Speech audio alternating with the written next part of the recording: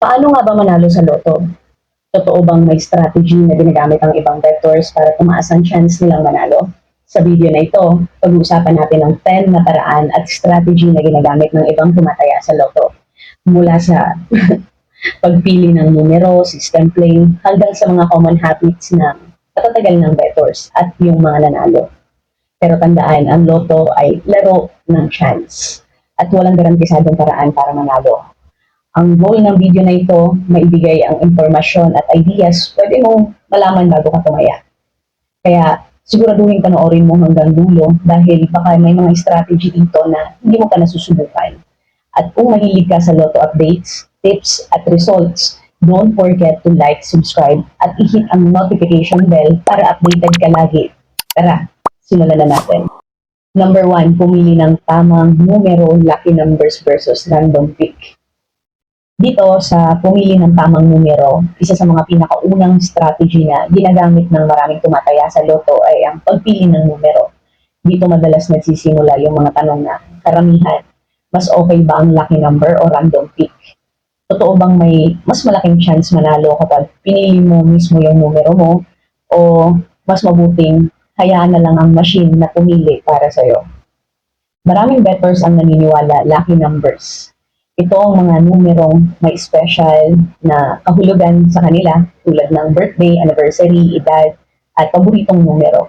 Opet siya ng may importanteng memory. Halimbawa, may gumagamit ng birthday ng anak or wedding anniversary o kaya naman numero ng bahay dahil feeling nila swerte. Ang mga ito ay para sa iba nagbibigay ng mas personal na connection sa kanilang pagtaya na pwedeng exciting dahil pakiramdam nila may sentimental value. Pero may isang bagay na dapat mong malaman tungkol sa paggamit ng birthday o dates. Yan. Kadalasan, ang mga numerong ito ay nasa kalagitnaan ng 1 hanggang 31. Di ba yung date natin? 1 hanggang 31. Dahil galing sila sa mga araw ng buwan, ibig sabihin, maraming tao ang posibleng gumagamit ng kapareho mong kombinasyon. So, combination. So, kaya kung sakaling manalo ka sa numerong napili mo, may posibilidad na mas marami kang kahati sa jackpot dahil common ang number na iyon. So, sa kabilang banda naman, may mga tumataya sa mga pinipili ng random pick o quick pick. Dito ang machine mismo ang pumipiling random numbers para sa bettors. Ang dahilan ng iba kung bakit naman gusto nila na dahil daw iniiwasan nila yung pagiging emotional o bias sa pagpili ng numero. Ang paniniwala nila dahil random ang loto, kaya ayun, random draw, kaya baka mas okay ang random din ang pagpili ng numbers. May mga pagkakataon din na may nananalo gamit ang quick pick, kaya maraming bettors ang nagtatanong kung mas effective ba ito, pero totoong walang ebidensya na mas mataas ang chance ng lucky numbers kumpara sa random pick. Pareho lang silang may pagkakataong mabunot dahil ang loto ay based lang sa randomness at chance. May isang pang strategy ang ibang bettors na hindi sila nagpapalit ng numero. Kapag may mga napili silang kombinasyon, yun lang yung mga tinatayaan talaga nila sa loob ng maraming buwan at maraming taon. Ang logic nila rito ay paano kung yung numerong matagal ko nang tinatayaan lumabas bigla tapos yung araw na iyon hindi ako nakapagtaya. Kaya kahit hindi sila nananalo agad, yun, tuloy-tuloy pa rin nilang tinatayaan yung parehong numero nila. Pero may iba ring strategy na kabaliktaran. Palaging pinapalitan nila yung numero nila kada araw.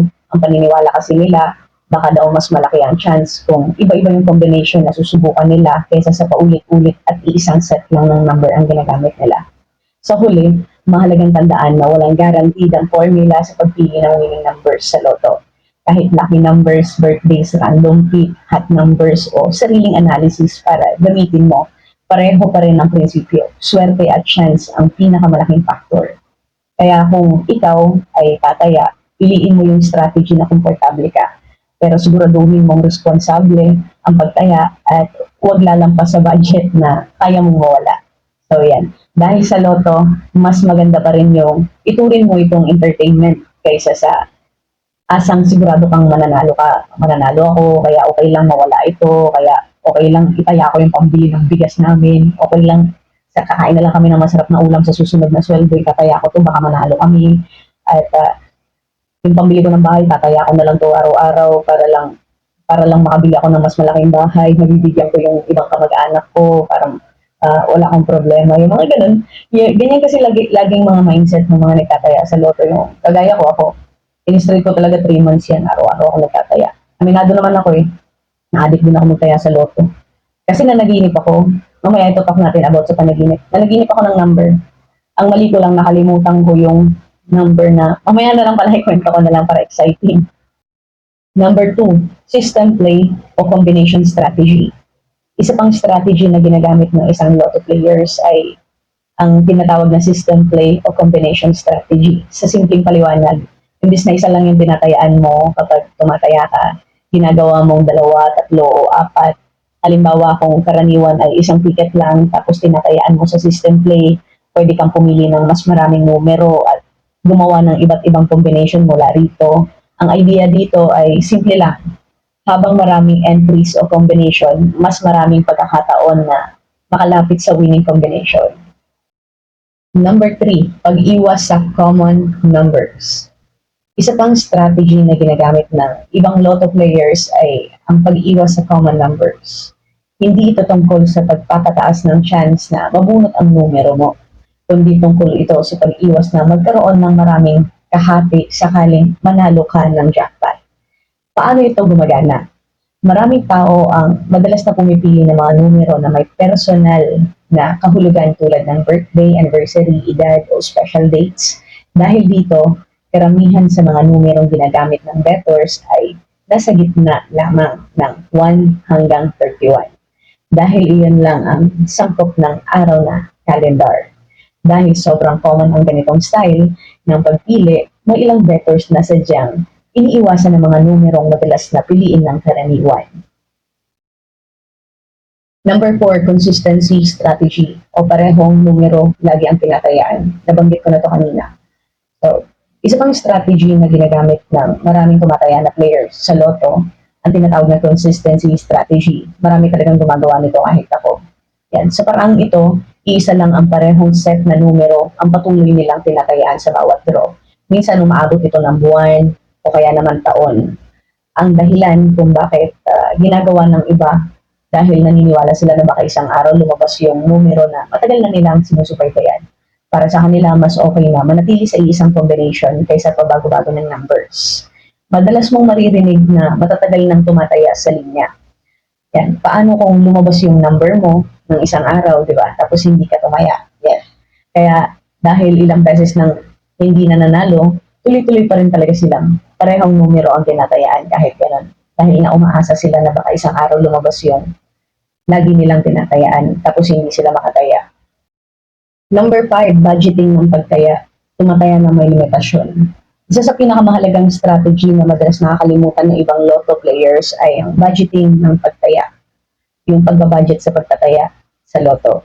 Kahit gaano pa ka-excited manalo ng jackpot, mahalagang matutunan natin kung paano kontrolin ang gastos at tumaya ng may limitasyon. Maraming bettors ang nagkakamali dahil kapag lumalaki ang jackpot prices, nagiging mas madalas silang tumaya at mas wala silang limitasyon sa pagtaya. Dahil syempre, yun yung minsan na iniisip nila baka ito na yung chance na manalo ako. Yan, kaya nadadalas yung excitement, nauubos yung budget. Pero ang ginagawa naman ng mas may disiplina or disiplinadong tumataya ay nagsiset sila ng fixed budget. Yan, halimbawa, may nakalaan na silang amount kada linggo o kada araw at hindi sila lumalagpas dito. Number 6, analyzing past lotto results. Ito yung pagsusuri ng nakaraang resulta ng lotto draw. Isa pang strategy na ginagamit nila o ng mga lotto players ay ang pag-analyze ng past lotto results. Sa paraang ito, tinitingnan nila yung mga numerong madalas na lumalabas at saka yung bibihira na lumabas o kaya may mga patterns na napapansin nila sa mga nakaraang draw. Karaniwan, hinahanap nila yung tinatawag na hot numbers. Yung hot numbers, ito yung madalas na lumalabas na numero. At yung cold numbers. Kapag sinabi namang cold numbers, ito yung bibihira na lumabas na numero. Ang hot numbers ay ang numerong madalas talagang lumalabas. Yan yung madalas na pinipili ng mga tumataya sa ganitong strategy. So, kadalasan, kapag sinabing analyzing past lotto results, lagi niyong tatandaan yung hot numbers at saka code numbers para maalala ninyo. At ang magandang piliin doon is yung hot numbers. Number 7, lucky days at rituals ng iba or yung pamahiin sa lotto. Ito yung isa pang interesting na strategy na pinapaniwalaan ng ilang lotto players ay ang pagkakaroon ng lucky days at personal rituals bago tumaya. Ito yung para naman sa iba, hindi lang numero ang mahalaga kundi pati ang pakiramdam, timing at mga paniniwalang na ibibigay sa kanila ng kumpiyansa kapag tumataya. Yung mga rituals, 'di ba? Minsan pupunta ka sa Facebook, may magpo-post sila, ito yung lucky number for today, tayaan mo. Madalas yan sa STL eh. Sa Lotto, meron din ganun.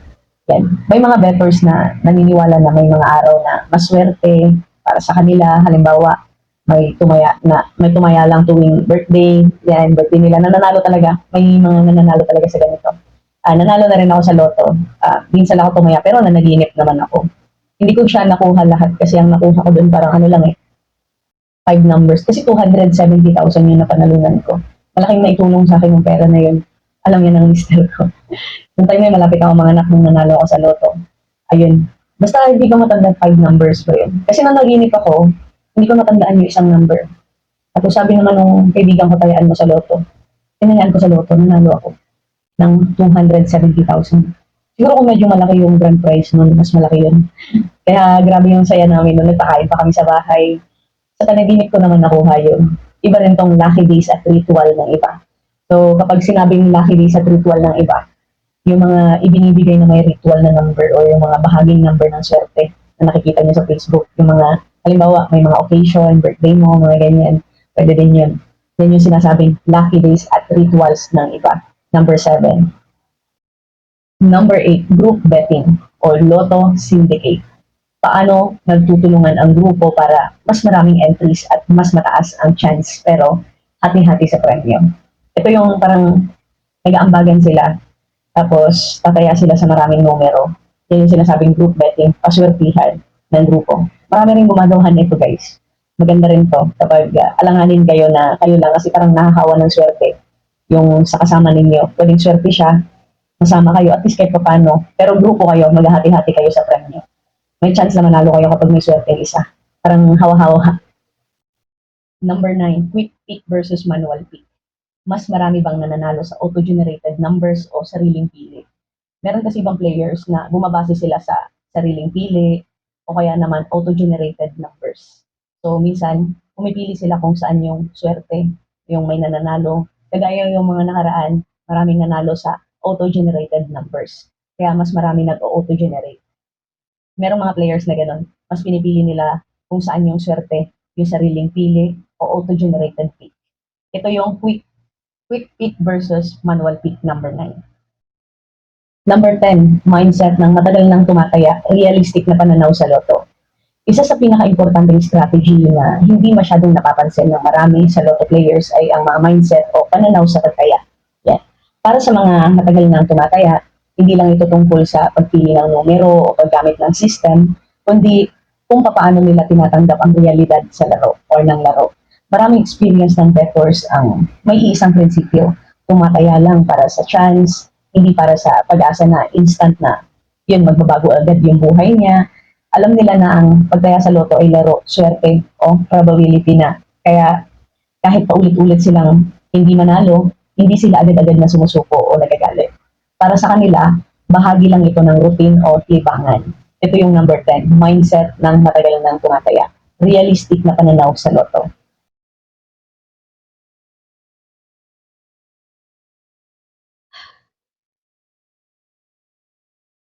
Ayan ang 10 strategies na ginagamit ng ibang Lotto players. Tandaan, walang sure win sa Lotto dahil laro pa rin ito at swerte at chance lang ang meron tayo dito.